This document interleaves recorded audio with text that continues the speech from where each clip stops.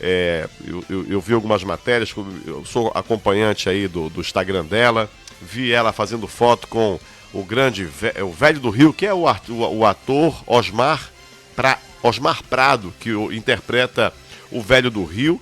E eu queria que você abrisse o microfone aqui agora, por favor, meu querido lindo, para que a doutora Ellen desse aqui o boa noite. Doutora Ellen, boa noite, minha querida, tudo bom? Boa noite, Jefferson, boa noite a todo mundo aí que está ouvindo, acompanhando agora aqui a Liberal. Vou falar um pouquinho de bicho aqui pra Isso, falar um pouquinho de bicho, né? E quem quiser também fazer alguma pergunta importante. A primeira curiosidade, doutora, é quando eu vi uma entrevista sua no nosso Liberal Comunidade, né? E vi também sua participação indo lá para as bandas do Pantanal. Como foi essa sua aparição e participação dentro, né, da sua profissão? Você que é uma excelente veterinária, me conta um pouco a história do Pantanal. Tá até tocando música de fundo aí, ó. Vamos lá. Normalmente a pessoa não conhece aqui. Em Benfica, ali no Murinim, na verdade, tem o Centro Amazônico de Herpetologia, que hoje trabalha com extração de veneno, né, de jararaca. Olha. E também é o mais novo zoológico de répteis aqui da nossa região. E lá habita justamente a Bonita, que foi a serpente utilizada como estrela protagonista ali da novela Calma lá, Pantanal. deixa eu entender. Quer dizer que a cobra, que na verdade é o velho do Rio, né, que na história do Pantanal, o velho do Rio se transforma numa sucuri. E essa sucuri é nossa? Isso, ela é daqui. É do Pará, mana? Ela é do Pará, bem pertinho da gente. 20 Sério quilômetros mesmo? da capital. Mas que sucuri famosa, tanta sucuri no mundo. Qual foi o objetivo da produção da Globo, da novela Pantanal, em ter essa... Como foi que eles descobriram? E por que essa sucuri é a sucuri do Pantanal, doutora? Na verdade, pra lá até tinha sucuri, mas... Como e muita, todo mundo, né? Que trabalha com esses animais sabe que a sucuri é um animal extremamente agressivo. Olha. Então, para um set de gravação, para a segurança dos artistas, era ideal que ela tivesse como ser manejável ali no momento das cenas. E aqui em Belém, na verdade, aqui pertinho de Belém, 20 quilômetros daqui, a gente tem a maior sucuri manejável do Brasil. A maior sucuri manejável do Brasil, mas não é qualquer pessoa que maneja, né, doutora? Seria muito bom você aproveitar para explicar essa situação. Vamos começar a falar de sucuri mesmo, falar. E aí, como foi que descobriu, né? Que a produção da Globo entrou em contato com o pessoal lá da... Como é que é o nome do espaço? Centro Amazônico de Herpetologia. Centro Amazônico de... Herpetologia. Como é que foi para rolar tudo isso? Assim, o Breno, que é o diretor de lá, ele tem alguns contatos ali com o pessoal do Butantan e tudo mais. E muito provavelmente o pessoal da Globo procurou o Butantan e eles indicaram a gente aqui. Rapaz, quer dizer que a Bonita é a estrela, é? É. Dá 10 anos ela é de cativeiro. E você já. Cuida dela? Me conta um pouco a história dela. Como foi que ela surgiu? A parte de sanidade fica comigo, eu sou a veterinária que auxilia lá o Centro Amazônico. Olha. Mas ainda conta, na verdade, com alguns herpetólogos. O Breno é biólogo, é diretor e biólogo.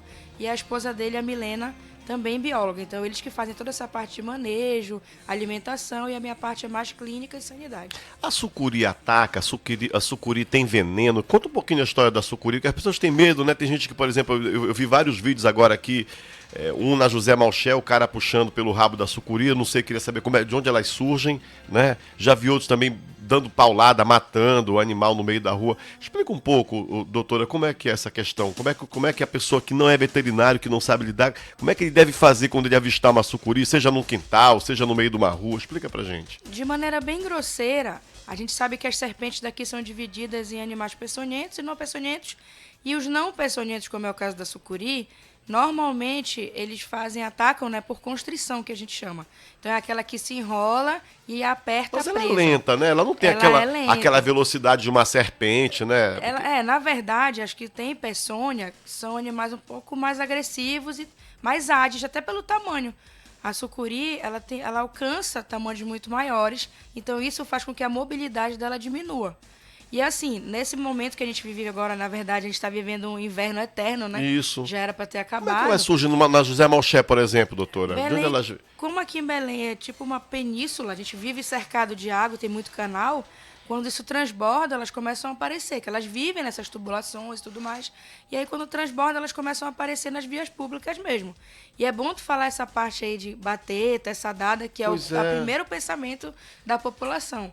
E hoje a gente já sabe que já tem bastante informação aí em rede social que o ideal é a gente contactar o órgão ambiental, que eles vão lá e removem. O que é que eles fazem? Eles mandam de volta para o habitat, para o rio, o pessoal do batalhão ambiental faz alguma coisa, porque todo mundo pensa no Emílio Guedes. O Emílio Guedes já virou receptor de cobra lá, sucuri. Como é que faz, doutora? Na verdade, hoje é muito mais fácil eles fazerem a soltura num local mais adequado. Porque museu, bosque, esses locais que a gente chama de criatório conservacionista, eles não têm muito suporte para receber toda essa quantidade de animal. E aí o batalhão tem treinamento para soltura em áreas de livre circulação, vamos dizer assim, desses animais. E como eles são do mato, da mata, do rio, não tem como pegar para depois levar para um cativeiro. Fica complicado, né, doutora? Como é a sua análise como veterinária sobre isso? Normalmente a gente faz um atendimento prévio, na verdade, a pessoa que tiver ou no batalhão de polícia ambiental ou no local que eles levem para fazer uma avaliação, faz uma avaliação, uma triagem que a gente chama, se verificar que o animal não tem nada, já imediatamente soltura. Legal, muito ótimo. Agora vamos lá, vamos aproveitar para falar do assunto do momento, doutora. Estamos com a doutora Ellen Eguchi, ao vivo, médica veterinária, excelente, inclusive. Na última sexta-feira, 8 macacos de cheiro que habitavam no Bosque Rodrigues Alves, em Belém, foram encontrados mortos. O caso ainda é um mistério, está sendo analisado pelos órgãos competentes e que o preocupa é que os macacos são sensíveis a um vírus e isso pode ser um alerta. Então, sobre esse assunto, doutor, eu queria perguntar para você o seguinte, não vou falar a senhora que é uma jovem ainda. Ainda não temos o motivo dessas mortes. O laudo deve sair daqui a 15, 20 dias. Mas pela sua experiência, a gente consegue suspeitar a causa dessas mortes, doutora? Pela minha experiência, eu pensei em duas vias. A primeira foi a viral, normalmente doença viral, e a segunda, envenenamento. Como esses animais eles têm muita proximidade com as pessoas, os transeuntes que passam ali próximo da calçada do bosque, eles recebem muita coisa dessas pessoas. Alimento, normalmente eles costumam alimentar com o que não deve. E aí a gente não sabe, porque como a gente está saindo de uma pandemia que durou 2 anos, as pessoas estão sobressaltadas, e aí sai uma manchete no jornal, um anúncio de que pode acontecer uma nova pandemia, que é intitulada Varíola dos Macacos, as pessoas podem tender a ficar um pouco mais alarmadas e ter esses comportamentos assim irracionais. Na minha cabeça, o primeiro pensamento foi envenenamento. Sério? O primeiro Que pensamento. maldade. Que Mas aí isso? assim como existem pessoas que vão buscar os motivos dessa varíola e tudo mais e percebem que essa varíola não tem nada a ver com a transmissão via primata não humano, outras não têm essa percepção e acham realmente que o macaco participa do ciclo. E a gente sabe que essa doença da varíola do macaco está acometendo algumas pessoas em vários países, inclusive com registros no Brasil. É o caso de se preocupar, doutora? Qual é a relação que tem com o macaco? Explica pra gente isso agora, até para o pessoal não sair jogando chumbinho para macaco comer por aí. Exato. Toda vez que acontece esses alarmes, assim, que a imprensa joga uma informação dessa, como foi com a febre amarela, as pessoas tendem a ter esses comportamentos antes de consultar a literatura. Segundo a literatura, o nome é varíola dos macacos porque já foi encontrada em primata. Mas não quer dizer que eles participem ativamente do ciclo. Ela pertence à mesma família do vírus da varíola humana, que é o monkeypox vírus, só que ela hoje já foi comprovada, inclusive a SBP, que é a Sociedade Brasileira de Primatologia, colocou uma nota em relação a isso, que a transmissão dessa varíola hoje ela é feita de maneira direta, de humano para humano. O macaco não participa, ele funciona único e exclusivamente como um sentinela, como é o caso da febre amarela. Olha, boa informação. Doutor, e sobre esses outros animais silvestres que rotineiramente aparecem, falamos ainda há pouco de cobra, tem aparecido jacaré também, né? Tem gente que tá, né? Pega, uns estão matando, outros estão fazendo vídeo. Como é que é como lidar com essa questão também? Um jacaré, por exemplo. Na verdade, assim, as Ele é pessoas bem, ele é bem agressivo, né? O tendem a jacaré. temer muito mais serpente, mas o jacaré ele pode fazer um estrago muito maior. Olha aí. E assim, hoje a gente sabe também que está acontecendo, né, uma ocupação maior das áreas rurais aqui nas redondezas da cidade. Está tendo muito criação de condomínio e tudo mais, e está tendo um desmatamento e eles estão perdendo o habitat e vão aparecendo mais pra gente. E aí, assim, normalmente também quando aparece, tem que fazer o acionamento para quem consegue pegar de maneira adequada. Alguns animais, inclusive, são destinados ali para o Centro Amazônico de Herpetologia, como eu falei. E a maioria, réptil, no geral, eles não têm esse cuidado parental que, por exemplo, o macaco teria. E aí a gente pode pegar ele e imediatamente soltar, sem que tenha que fazer socialização ou alguma coisa do gênero. Ok, olha, tem uma pergunta aqui, doutora, meu filho foi mordido por um cachorro de rua. Não sei a procedência, até porque ninguém disse quem era dono. O que deve fazer se não tiver vacinado? Acontecerá alguma coisa com o filho dela? Qual a informação que a senhora dá aqui? Normalmente, a gente não tem que saber se ele é de rua ou não, qual é a procedência. O que é prudente é observar esse animal 10 dias, que é quando o vírus da raiva pode se manifestar, mas o que é mais prudente é ela ir imediatamente no posto de saúde, relatar o que aconteceu e fazer o protocolo vacinal pós-exposição.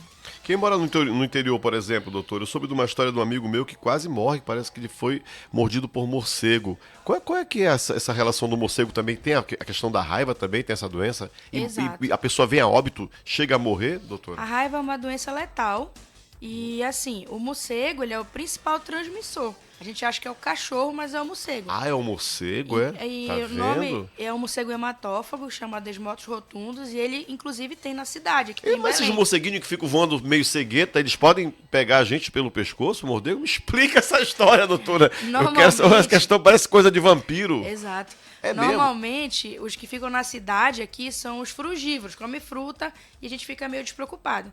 Mas, pela Secretaria de Saúde, se tu dar uma olhadinha, aqui tem relato desse morcego hematófago na cidade. Inclusive, saiu uma nota que encontraram um morcego hematófago aqui no bairro do Marco. E não é incomum, porque a gente tem áreas de bosque próximas, né? Então, é habitat deles.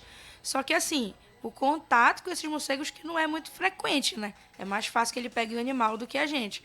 Mas ele existe aqui na cidade também. Então é boa essa informação para a doutora. Então, se você não sabe, o importante é chamar corpo de bombeiro, chama a polícia ambiental, né? Tem que recorrer. Não a pessoa tem que. Acha que vai poder manipular, vai poder manusear, vai pegar no jacaré, vai tentar pegar numa cobra, outros saem matando no desespero. E Qual a orientação? o animal, né? Qual a orientação que você dá, doutora Ellen? A orientação normalmente é ligar para o 190, o CIOP mesmo, que eles acionam o batalhão de polícia ambiental e deslocam viatura para o local. Tem um pouquinho de paciência, porque a gente sabe que os acionamentos são constantes, então e aguardar a viatura chegar e destinar esse animal da melhor forma. E doutora, qual a importância também? Vamos falar agora de pet, vamos falar de gato, vamos falar de cachorro, né? Que são os pets em percentual maior utilizado pelas pessoas. A importância da vacinação desses animais, doutora, tanto o gato como o cachorro. Isso tem que ser rotineiramente, tem que cumprir mesmo. Todo ano tem que vacinar? Explica pra gente. Todo ano tem que vacinar Uma contra a raiva. Uma vez ao ano. Uma vez ao ano. E assim, a vacina é gratuita e tem campanha pela prefeitura. Então, motivo nenhum da pessoa não vacinar. A gente sabe que a vacina é a melhor forma de combate e erradicação de doenças, né? Então, eu acho que a população tem que estar sempre ligada aí nas campanhas e levar o bichinho. Porque, como eu falei, a tendência dos morcegos é procurar os animais. Porque eles ficam, às vezes, em áreas de cobertas, dormem em áreas de Aí dizer cobertas. que os morcegos vão lá e também mordem os animais, é? Noturno, rapaz, mas o morcego é o capeta mesmo, hein? E eles têm uma anestesia na saliva. Ah, eles têm uma anestesia na saliva, é? E aí Quer dizer que ele morde e o caba nem Nem sente. sente. E aí, às vezes, manifesta. Olha, Corujito, você não tá chegando em casa chapado, não, né? Senão o morcego vai te pegar, tu não vai nem sentir. Não vai virar o Batman, pô. Quer dizer que, então, a importância da vacinação tem que fazer. Gato, cachorro. Tem que ser feito. E como eu falei, não tem motivo de não fazer, porque é gratuito. Então, é só reservar o dia que a campanha tá no seu bairro e levar o cachorrinho ou o gatinho para vacinar. E chamar também a atenção agora para um outro lado, doutor, essa questão de quem machuca os animais, né? De quem maltrata. Já vi tanto vídeo que eu não consigo assistir até o final. Gente cortando a orelha de cachorro, mulher esfaqueando, cortando a perna do cachorro, outra sufocando o cachorro. Já existe lei para isso, né? Com esse tipo, já é crime quem for pego. Tem que denunciar. É um absurdo, né? Ainda bem que foi aprovada essa lei de maus tratos, né? Então tem caráter punitivo já. E a gente tem que ficar de olho e denunciar. Agora sim, a gente pensa nos maus tratos dos cães e gatos e a gente não faz ideia dos animais silvestres, o quanto sofre. Aqui a gente vive num local que é muito supersticioso. Belém é uma capital muito supersticiosa. Então, por exemplo, na época que eu atendia animais que vinham de acionamento, né, do CIOP, normalmente a gente pegava, por exemplo, a rasga-mortalha, que é a coruja que o pessoal fala aqui do Mau-Agouro. Ela pegava pedrada, pegava tiro de chumbinho, porque justamente achavam que ela poderia levar alguma coisa ruim. Sério mesmo, é? E aí muita coruja machucada. Muito bicho machucado, mutilado. graças à ação do homem. Como eu falei, às vezes, falta de informação faz com que as pessoas tenham essas atitudes Mesmo irracionais. essa superstição, essa história de pegar rasga a mortalha, chama a golo, tem que matar. E o urubu, então, coitado do urubu, do anu, né? Eu lembro de um passarinho que chama-se, acho que é anu, um preto. O moleque dá um pedrada, dá um balada, porque diz que traz azar. Tem essas coisas malucas, né? Pois é, e essa superstição a quem pena normalmente são os animais. Horrível. E cavalo também, o pessoal machuca muito cavalo, né? Eu já vi tanto cavalo Já jogado tem por aí. legislação também em relação a cavalo de tração, que já é proibido na capital, mas enfim, a gente sabe que o quanto é difícil terminar com todo esse processo, né? É uma coisa que vai levar algum tempo, mas quem quiser denunciar, fique à vontade, porque já tem proibição. Doutora, com relação à adoção, só para a gente finalizar a entrevista, nós estamos aqui ao vivo com a doutora Ellen Eguchi, veterinária de primeira. Essa questão, doutora, de se fazer a adoção, por exemplo, se o meu querido, quer fazer uma selfie aqui, ó, o meu querido amigo Lino aqui, que é o Corujito, tá? Ele tá querendo criar um cachorro, mas o cachorro já tá um pouquinho grande, tem idade para cuidar, o cachorro quando ele já tá com uma idade de 6 meses ou quase um ano, ele pode morder esse possível futuro dono, ou tem cachorro que já é dócilzinho mesmo e já vai junto com o dono? Tem algum problema de adotar um animal mais velho, digamos assim, com mais assim, idade? Depende Do que muito, pegar pequenininho. depende muito da vontade do tutor novo. Por Olha. quê? Porque é muito legal acompanhar todos esses processos de retirada de trauma e de entrega mesmo de um cachorro mais velho. Isso. Porque normalmente esses que estão mais velhos ali para adoção, eles são os mais maltratados, Verdade. são os que foram capturados e realmente a perspectiva de adoção é baixíssima.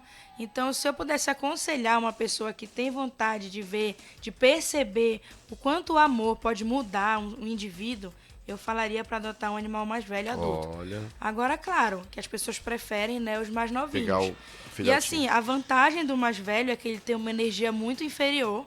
Então, a parte de destruição, vamos dizer assim, vai destruir móvel, vai ser aquele cachorro que não sossega, que tem muita energia, o mais velho não tem. Então, se eu puder fazer o apelo, adotem animais mais velhos. Eles são animais que têm uma perspectiva baixa de adoção e às vezes nunca vão ter um dono. E aí é muito legal. A pessoa que tem essa motivação aí. Olha aqui, o Casemiro tá fazendo uma pergunta dizendo o seguinte, que ele é da época de criar, como é? Capa preta. Pastor. Pastor alemão capa preta, e é da época de dar carne de cabeça para cachorro comer, que não tinha ração e que os bichos morreram de velho e não tiveram nunca doença. Ele pergunta por que hoje só ração e não se pode mais dar a carne do passado, como cortes de vísceras e carne de cabeça para animais, como ele criava lá, que era pastor alemão. E olha aí, doutora, tá vendo? Ele é da época da carne de cabeça. Tem todo Primeiro mundo que carne tá caro, viu, Casemiro? Eu tô pensando aqui que ele realmente deve estar rico. Mas A ração é super importante, não se dá comida de pessoa para cachorro, não, doutora. Explica pra gente isso na aí. verdade, eu acho que houve uma mudança de comportamento muito grande, geracional. Então, antigamente, a gente tinha muito mais tempo para fazer as coisas com pet e tudo mais. Hoje, a gente tem a vida muito mais corrida. Sim. E a ração, ela tem todos os componentes, né, que o indivíduo precisa num curto período de tempo, com praticidade, o maior tempo de prateleira. Então, deixa o tutor um pouco mais confortável no quesito suplementação. Mas hoje, a gente tem uma tendência muito grande no que a gente chama de AN, que é alimentação natural. Então, se o tutor optar, não quero dar ração, acho que o cachorro tem que comer comida e tudo, o ideal é que ele procure uma nutróloga animal. E tem isso? Tem. Olha, tá vendo só, rapaz, o cachorro tem até nutróloga, rapaz. Vou fazer o marketing aqui, doutora Priscila Nogueira. Pode fazer. Doutora Priscila Nogueira trabalha em Belém e atende Olha. toda essa parte aí de nutrologia animal. Então, faz uma dieta balanceada pro cachorro. Ele vai precisar de todos os constituintes para não ter problema quando ficar mais velho. Olha que bacana, doutora Ellen Eguchi, muito obrigado por sua participação com a gente aqui. Queria também a gente marcar pra televisão, uma entrevista lá pra televisão também, que é bem legal. Olha aí, só tá até o cachorrinho, já quer até morder meu pé aqui, olha, tá vendo? Rapaz, esse bichinho tá bravo.